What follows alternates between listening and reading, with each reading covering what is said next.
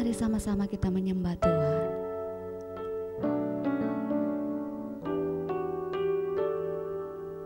Haleluya, haleluya. Yesus, Kau sungguh baik. Yesus, namamu indah. Yesus, ku cinta Kau selalu, ku tinggikan, ku agungkan selamanya. Yesus, Kau sungguh baik. Yesus, namamu indah.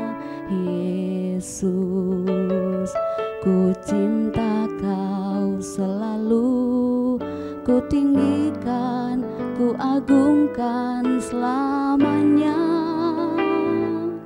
Ku mau memuji-Mu, ku selalu puji-Mu.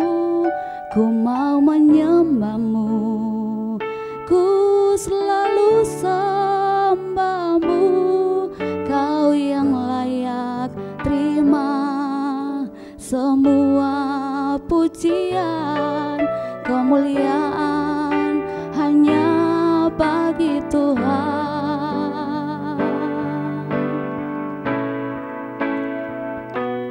Ku mau memuji-Mu, ku selalu puji-Mu. Ku mau menyembah-Mu, ku selalu sembah-Mu. Kau yang layak terima semua pujian, kemuliaan hanya bagi Tuhan. Kau yang layak terima semua pujian, kemuliaan hanya bagi Tuhan. Oh Tuhan, kami memuji, kami menyembah Tuhan. Haleluya, haleluya.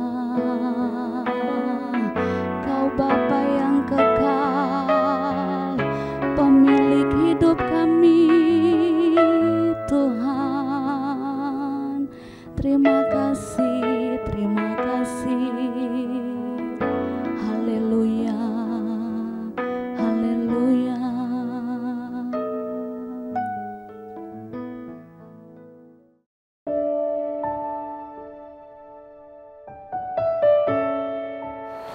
Shalom, mari kita membuka bersama-sama bagian firman Tuhan dari Lukas pasal 22 ayat 19.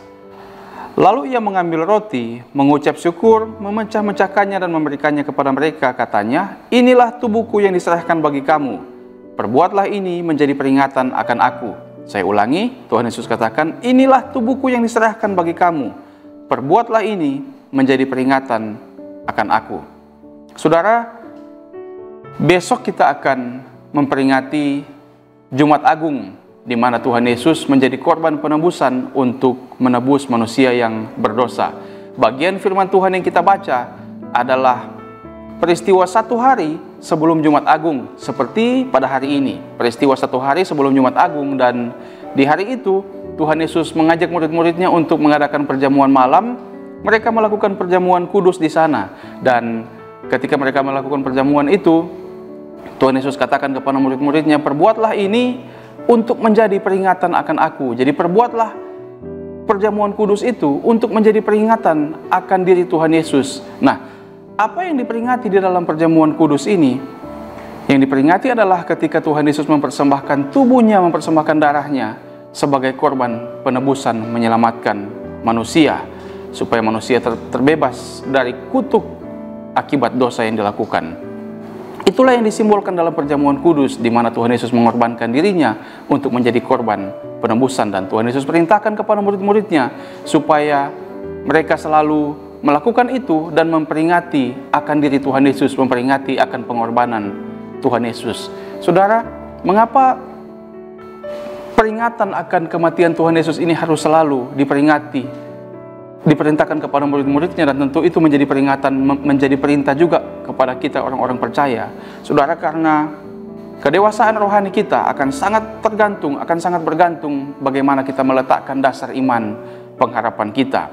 Sebagai orang percaya, pengorbanan Tuhan harusnya menjadi dasar iman dan pengharapan kita. Iman dan pengharapan kita harusnya kita letakkan pada pengorbanan Tuhan Yesus. Hari-hari ini ada banyak orang yang dengan mudah kecewa lalu meninggalkan Tuhan. Kenapa? Karena dia meletakkan dasar iman pengharapan secara keliru. Dia tidak meletakkan iman pengharapannya di atas dasar pengorbanan Tuhan Yesus. Yesus yang diimani hanyalah Yesus yang dimanfaatkan untuk memenuhi kebutuhan secara materi, untuk memenuhi keuangan, untuk jabatan, untuk kehormatan diri, untuk kesembuhan dan sebagainya. Iman yang seperti ini hanya berorientasi pada hal-hal jasmani. Maka ketika Tuhan Yesus tidak melakukan apa yang dia inginkan, maka dengan mudahnya meninggalkan Tuhan. Sebagai orang percaya, saudara, hendaknya kita selalu mengingat pengorbanan Tuhan Yesus, meletakkan dasar iman kita, meletakkan dasar pengharapan kita pada pengorbanan Tuhan Yesus, sehingga kita mengerti bahwa penyakit yang terbesar yang Tuhan sudah tanggung di kayu salib adalah penyakit dosa. Kita mengerti bahwa status kita, yang paling penting dalam status kita bukan status sosial kita yang dihormati di masyarakat. Status yang terpenting bagi kita adalah status ketika kita dibenarkan. Status yang terpenting bagi kita adalah status ketika kita berdosa, tetapi dengan pengorbanan Yesus kita menjadi orang yang dibenarkan. Kemuliaan terbesar kita adalah ketika Tuhan Yesus menggantikan segala kehinaan kita akibat dosa. Inilah makna dari perjamuan kudus. Inilah makna dari pengorbanan Tuhan Yesus yang Tuhan Yesus ajarkan kepada murid-muridnya untuk setiap kali mereka melakukan, mereka mengingat akan pengorbanan Tuhan Yesus itu. Sehingga saudara, mungkin ada sakit penyakit yang kita hadapi, mungkin ada kekurangan secara materi, mungkin ada masalah-masalah dalam hidup kita, mungkin ada tekanan, mungkin ada perendahan dari orang lain. Tetapi saudara, kalau kita meletakkan iman pengharapan kita kepada Tuhan Yesus, kita meletakkan iman pengharapan kita kepada pengorbanan Tuhan Yesus, kepada karya agung Kristus di kayu salib, kita meletakkan iman pengharapan kita kepada Injil Kristus, maka apapun yang terjadi, masalah, pergumulan, sakit penyakit yang kita hadapi, tidak akan menggoyahkan iman kita, tidak akan membuat kita meninggalkan Tuhan. Biarlah peristiwa Jumat Agung ini membuat kita kembali lagi mengingat Tuhan. Biarlah besok ketika kita menerima tubuh dan darah Kristus, ketika kita makan perjamuan, kita memaknai kembali pengorbanan Tuhan Yesus yang besar untuk kita, sehingga iman kita terus bertambah, iman kita terus bertumbuh, iman kita terus kuat, tidak goyah menghadapi segala hal dalam hidup ini. Saudara, biar perenungan ini menjadi sebuah refleksi bagi kita, supaya kita terus mengingat pengorbanan Tuhan Yesus, meletakkan iman pengharapan kita selalu mengingat Tuhan, mengingat pengorbanan Tuhan dalam hidup kita. Amin untuk firman Tuhan.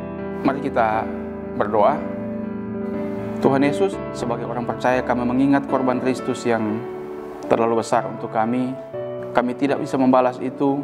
Yang kami bisa lakukan hanyalah mempersembahkan hidup kami sebagai persembahan yang hidup, yang berkenan di hadapan Tuhan. Terima kasih Tuhan Yesus. Sepanjang hari ini hamba serahkan semua jemaat Tuhan ke dalam tangan-Mu. Dalam aktivitas yang mereka lakukan, Tuhan sertai, Tuhan tolong, Tuhan beri hikmat. Dalam hal apapun yang mereka kerjakan, Tuhan yang memberkati. Sepanjang hari ini, penyertaan perlindungan Tuhan sempurna bagi kami. Berkat-berkat Tuhan ada bagi kami. Hikmat akal budi, campur tangan Tuhan ada untuk kami. Dalam nama Yesus kami berdoa dan bersyukur. Haleluya. Amin.